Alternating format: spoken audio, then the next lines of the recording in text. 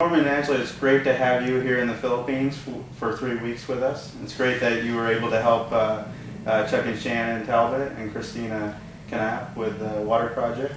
And could you tell us a little bit about how you guys got involved in missions? I was always interested in missions from when I was a child. My aunt worked in missions, and so I was exposed to mission work. And from when I was a teenager, I wanted to be a teacher, and my idea was that I could teach overseas. And that's what we did after we got married. We went to Papua New Guinea with New Tribes Mission, and I taught missionary children in our school and local children. And for 12 years we did that in Papua New Guinea.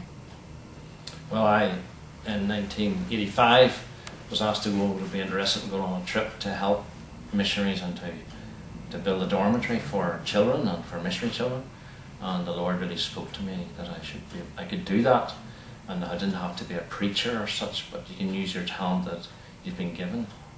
And that's how I came into this type of work.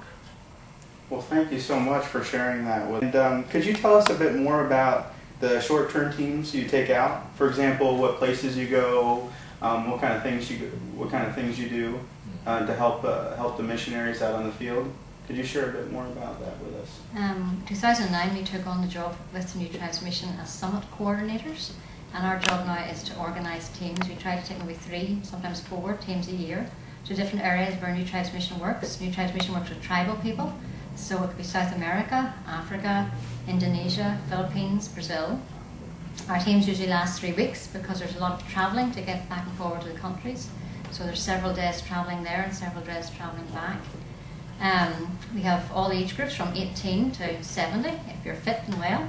You have to do a lot of hiking sometimes and different manual things, so you need to be slightly fit.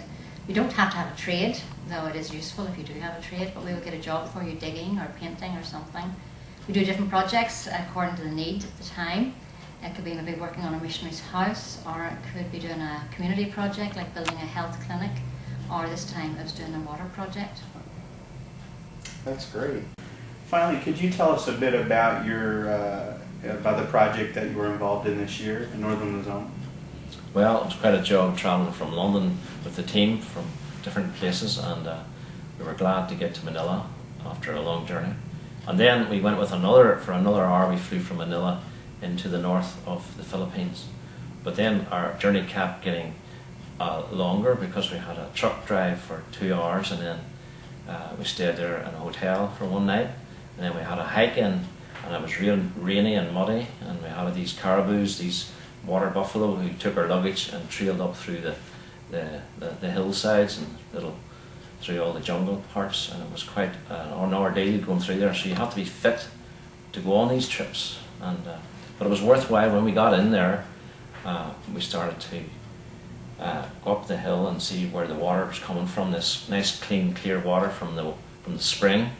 And we run a pipe for 2 kilometres right down to the village. The people helped to do that themselves, and we also dug lots of tracks and put in this new piping and nice concrete slabs for for water taps each for the families in that area.